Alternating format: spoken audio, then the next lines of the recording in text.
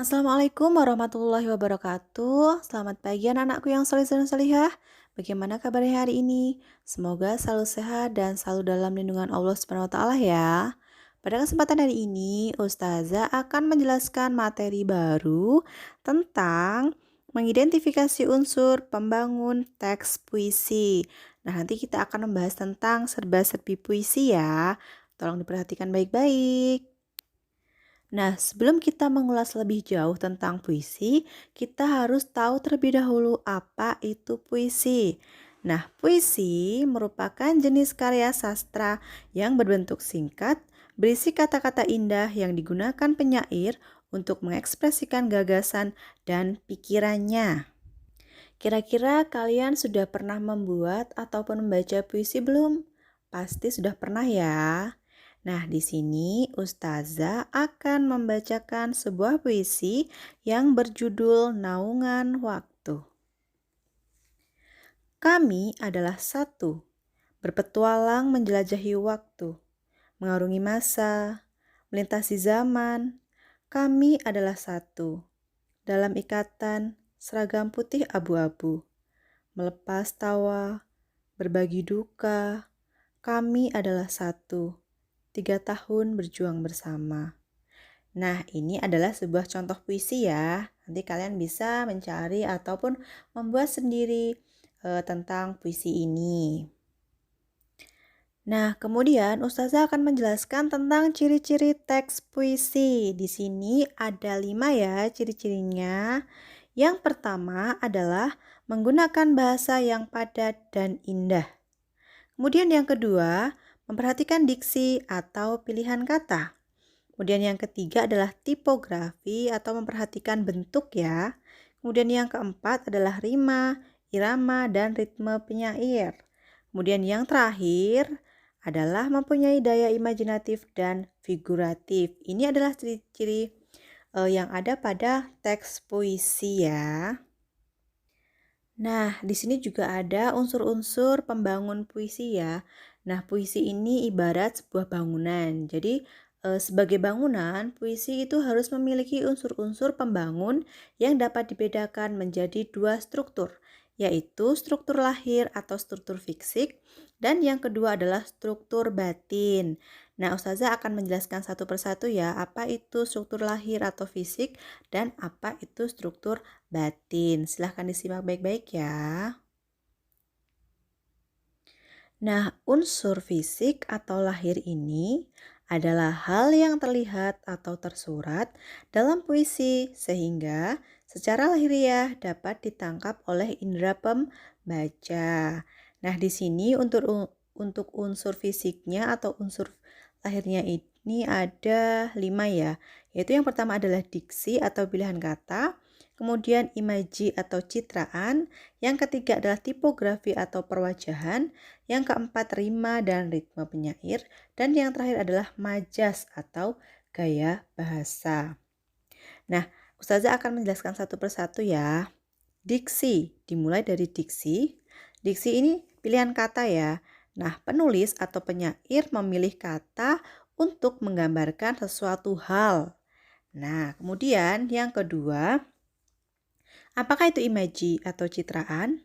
Pengimajinasian adalah kata atau susunan kata yang dapat menimbulkan khayalan atau imajinasi. Dengan daya imajinasi tersebut, si pembaca ini seolah-olah bisa merasakan, mendengarkan, ataupun melihat sesuatu yang diungkap oleh si penyair atau penulis ini. Kemudian unsur yang ketiga adalah tipografi atau perwajahan. Apa sih tipografi ini? Nah, si penulisan ini dalam penulisan sebuah puisi diawali huruf besar setiap awal baris ya. Jadi ketika kita menulis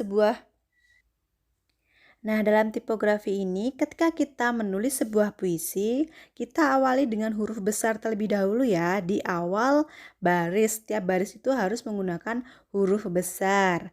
Kemudian unsur fisik yang keempat adalah rima dan ritme penyair. Apa sih itu ritme dan rima? Nah, rima dan ritme ini menggunakan persamaan bunyi vertikal dengan bunyi akhirannya.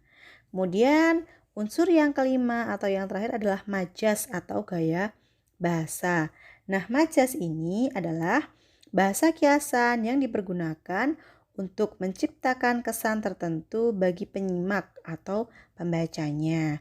Kemudian, apa itu irama? Irama adalah alunan bunyi yang teratur dan berulang-ulang.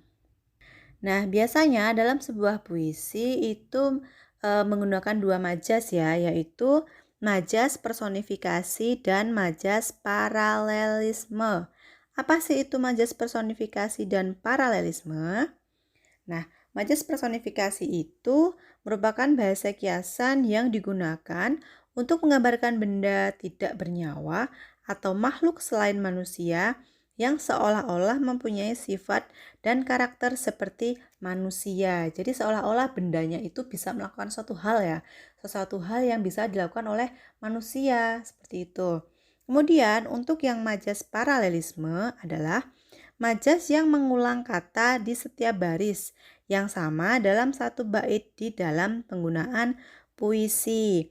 Kalau seperti di contoh puisi yang Ustazah bacakan tadi seperti ini misalnya. Kami adalah satu. Kami adalah satu. Kami adalah satu. Nah, di sini kan ada pengulangan, ada beberapa. Yang seperti baris pertama itu kami adalah satu berpetualangan menjelajahi waktu. Nah, ini ada satu pengulangannya kan. Kemudian ada lagi. Kami adalah satu dalam ikatan seragam putih abu-abu. Nah, ini pengulangan yang kedua.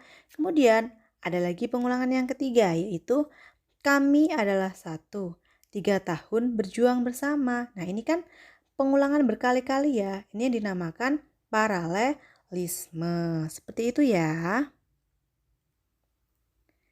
Nah, tadi kan Ustazah sudah menjelaskan tentang unsur fisiknya ya. Sekarang kita bahas tentang unsur batin. Apa sih itu unsur batin? Unsur batin adalah unsur yang tersembunyi di balik unsur-unsur fisik yang sifatnya tersirat. Nah, di sini ada 4 ya unsurnya, yaitu yang pertama adalah tema, kemudian yang kedua adalah amanat, yang ketiga adalah perasaan si penyair, dan yang keempat adalah nada. Ustazah akan menjelaskan satu persatu ya. Tema. Tema adalah pokok persoalan yang akan diungkapkan oleh penyair. Jadi sebelum kita membuat sebuah puisi itu, kita harus menentukan terlebih dahulu temanya tentang apa. Misalnya tentang persahabatan kah, atau percintaan, atau kekeluargaan. Nah, kita harus menentukan terlebih dahulu ya. Kemudian yang kedua adalah amanat. Nah, amanat adalah pesan yang terkandung di dalam puisi. Jadi ketika kita membuat sebuah puisi itu harus ada amanatnya. Karena apa?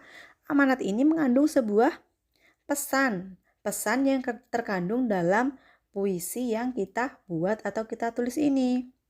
Kemudian unsur batin yang ketiga adalah perasaan penyair. Nah, yang dimaksudkan di sini adalah sikap penyair terhadap suatu masalah yang diungkapkan dalam puisi. Nah, pada umumnya ungkapan rasa ini sangat berkaitan dengan latar belakang penyair ya. Kemudian, unsur yang keempat atau yang terakhir adalah nada. Nada adalah sikap penyair terhadap pembaca ataupun pendengar. Nah, ini adalah beberapa unsur batin dari puisi.